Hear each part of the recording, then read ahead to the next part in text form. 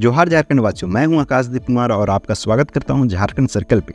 आज के मुख्य समाचारों में हम आपको बताएंगे झारखंड की वो बड़ी खबरें जिसे हर झारखंडी को पता होना चाहिए। तो बिना किसी देरी की वीडियो को लाइक कीजिए और चलिए आइए शुरू करते हैं झारखंड से आज की मुख्य खबरें। खटिया पर लेटा झारखंड का हेल्थ सिस्टम, मंत्री के दाव के बीच आई शर्मनाक तस्वीर। झारखंड के विकास को लेकर सीएम हेमंत सोरेन लगातार दावे करते नजर आते हैं। सीएम आए दिन कहते नजर आते हैं कि राज्य के हर जिले हर गांव तक हम विकास कर रहे हैं, लेकिन आज भी कई ऐसे गांव हैं जो सरकार की दावों को खारिज करती नजर आती है, जहां ग्रामीणों को मूलभूत सुविधा तक मुहैया नहीं कराई गई है। यह तस्वीर झारखंड के लातेहार जिले के मल्हान पंचायत की है। यहाँ स्वास्थ्य सेवा तो दूर, पक्की सड़कें भी नहीं है, जिस कारण एम्बुलेंस वहां तक नहीं पहुंचती है। दरअसल बुधवार को गांव के दीपक गंजू की गर्भवती पत्नी की अचानक तबीयत बिगड़ गई। ऐसे में परिजनों को अस्पताल पहुंचाने के लिए खटिया का सहारा लेना पड़ा। परिजन मरीज को लेकर 2.5 किलोमीटर तक पैदल चले, तब जाकर उन्हें एम्बुलेंस मिला, जिसके बाद से एम्बुलेंस से सामुदायिक स्वास्थ्य केंद्र पहुंचाया गया, जहां उसका इलाज किया जा रहा है। जेपीएससी गड़बड़ी मामला, हाईकोर्ट ने 2 हफ्ते में मांगा वियोजन का ब्यौरा। जेपीएससी प्रथम और द्वितीय परीक्षा में गड़बड़ी की जांच को लेकर दाखिल याचिका पर सुनवाई हुई। सुनवाई के दौरान अदालत में सीबीआई से पूछा कि किन किन आरोपित के खिलाफ अभियोजन स्वीकृति मिली है। इस पर सीबीआई ने जवाब देने के लिए 2 सप्ताह का समय मांगा है। इससे पहले सीबीआई ने बताया कि इस मामले की जाँच चल रही है। झारखंड डिप्लोमा स्तर संयुक्त प्रतियोगिता परीक्षा 2023 रद्द। झारखंड डिप्लोमा स्तर संयुक्त प्रतियोगिता परीक्षा 2023 रद्द कर दी गई है। 28 सितंबर को रांची के शिवा इन्फोटेक में संपन्न हुई परीक्षा को रद्द कर दिया गया है। परीक्षा का आयोजन 2 पालियों में किया गया था। झारखंड राज्य कर्मचारी चयन आयोग द्वारा जारी अधिसूचना में परीक्षा रद्द किए जाने की जानकारी दी गई है।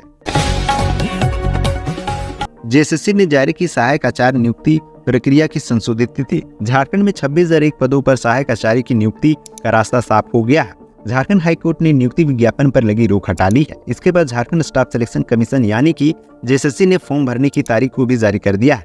बता दें कि इच्छुक अभ्यर्थी 7 अक्टूबर से लेकर 22 अक्टूबर तक अपना रजिस्ट्रेशन कर सकते हैं। वहीं परीक्षा शुल्क का भुगतान 24 अक्टूबर तक किया जा सकता है।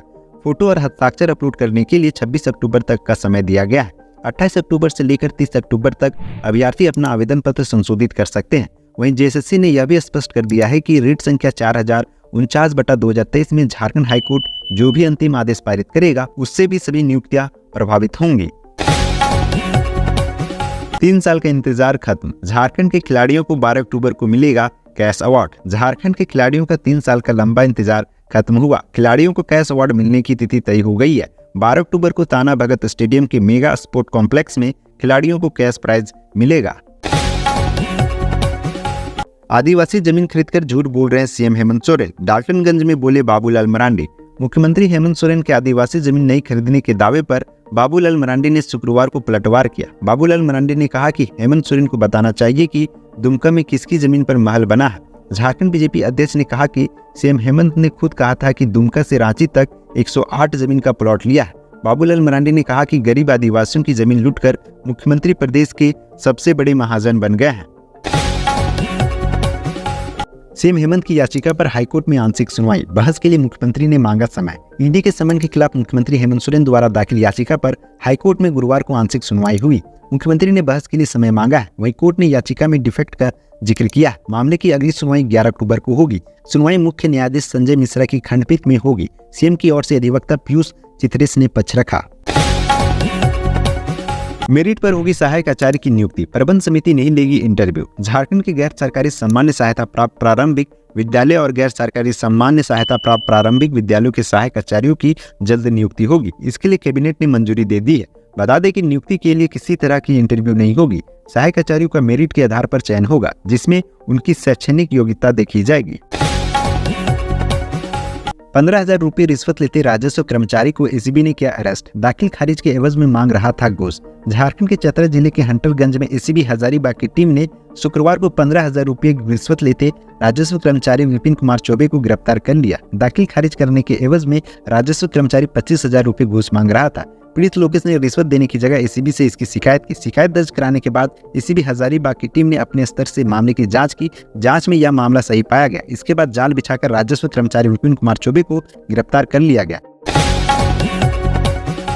प्रसव के दौरान अविवाहित युवती की मौत। नवजात की खरीद फरोख्त में 3 महिलाएं धराएं। पश्चिम सिंहभूम के मनोहरपुर में एक बिन ब्याही मां की कोख में पल रहे बच्चे की गर्भावस्था में ही 50,000 रुपये में सौदा कर लिए जाने का मामला सामने आया है। प्रसव के बाद उचित इलाज नहीं मिलने पर मां की 24 घंटे के भीतर ही मौत हो गई। इस मामले में एक नर्स, एक सहिया और गर्भ का सौदा करने वाली एक महिला जांच के घेरे में है। बता दें कि जिले के तुरी टोला में किराए के मकान में कुछ महीने से एक 20 साल की लड़की गुपचुप तरीके से रह रही थी। युवती ने एक बच्चे को जन्म दिया, उसके बाद उसकी मौत हो गई। मौत के बाद की खरीद फरोख्त का घिनौना सच सामने आ गया है। इस मामले को गंभीरता से लेते हुए मनोहरपुर सामुदायिक स्वास्थ्य केंद्र प्रभारी चिकित्सा पदाधिकारी के आवेदन के आधार पर मनोहरपुर थाने में तीनों के खिलाफ मामला दर्ज किया गया और तीनों को गैर इरादतन हत्या, किशोर न्याय अधिनियम 2015 सहित अन्य धाराओं में मामला दर्ज कर तीनों को जेल भेज दिया गया है। रांची के तांत्रिक ने बिहार के दंपति को झांसा देकर चुराया बच्चा, 50,000 में बेचा।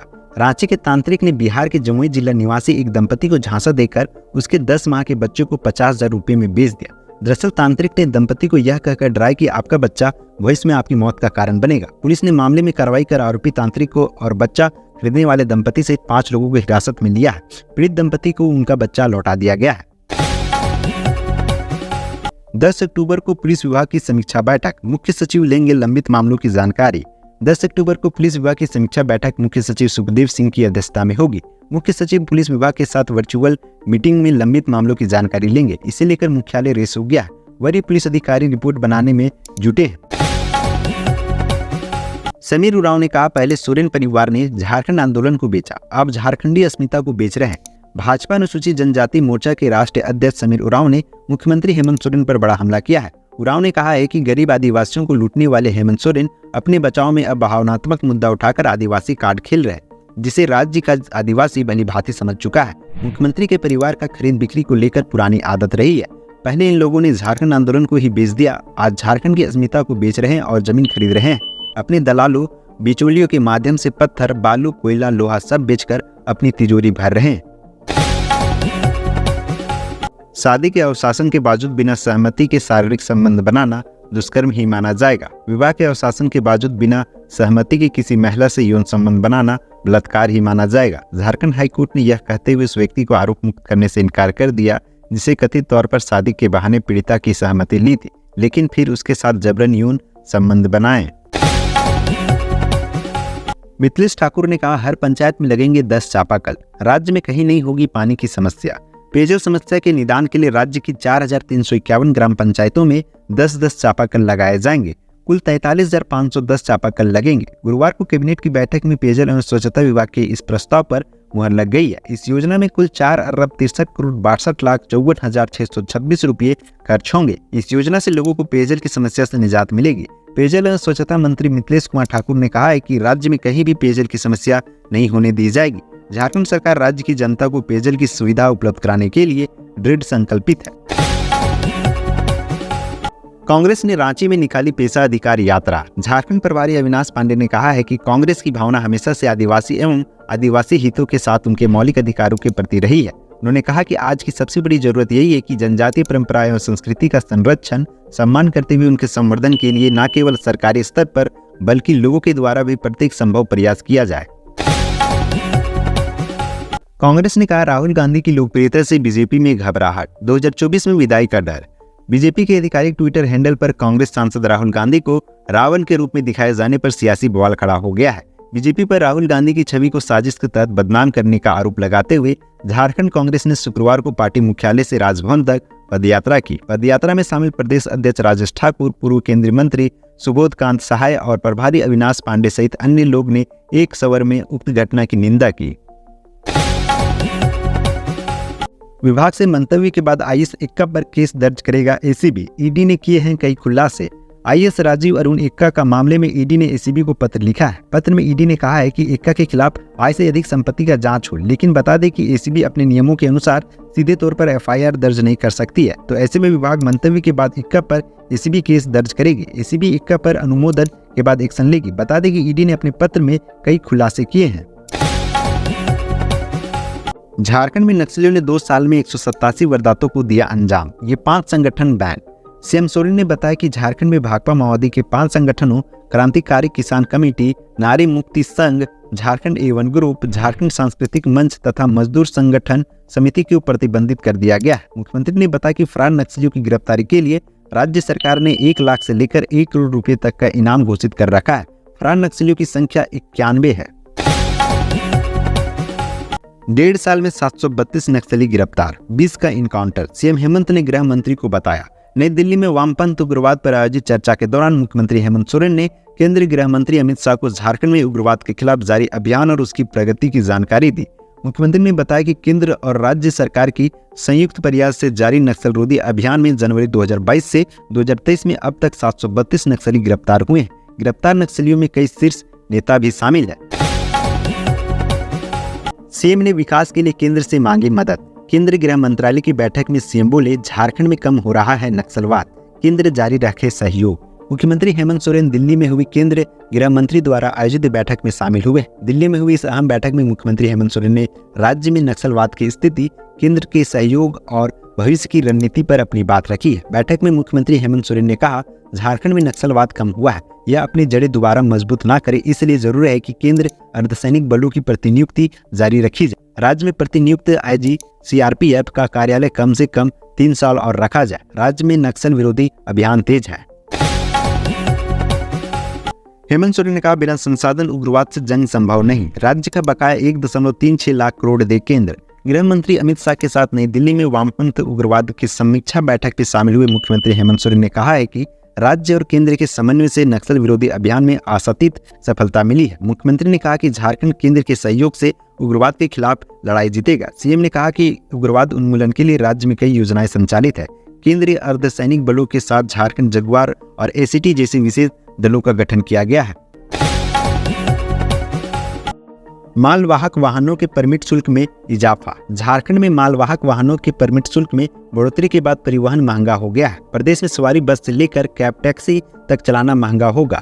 दरअसल झारखंड में मालवाहक वाहनों का परमिट शुल्क 50% तक बढ़ाया गया है। दरअसल राज्य की हेमंत सोरेन सरकार ने झारखंड मोटर गाड़ी नियमावली 2021 में संशोधन किया है।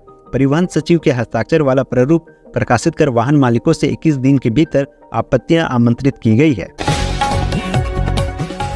रांची को दुर्गा पूजा में मिलेगा 300 मेगावाट अतिरिक्त बिजली, तैयारी में जुटा JBBNL। दुर्गा पूजा में राजधानी रांची में बिजली कटौती नहीं होगी। राजधानी के सभी पूजा पंडालों और उपभोक्ताओं को घर में निर्बाध बिजली और आपूर्ति सुनिश्चित करने के लिए झारखंड राज्य बिजली वितरण निगम लिमिटेड यानी JBBNL जुट गया है। बताया जा रहा है कि नवरात्रि में रांची को 300 मेगावाट अतिरिक्त बिजली मिलेगी ताकि त्योहार का रंग फीका ना पड़े। दरअसल JBBNL के MD अविनाश कुमार ने निर्देश दिया है कि त्योहारी सीजन की तैयारी समय पूर्व कर ली जाएगी। झारखंड राज्य से आज की प्रमुख खबरें यहीं तक। इस वीडियो के बारे में कोई सजेशन या राय है तो हमें कमेंट के माध्यम से अवगत कराएं।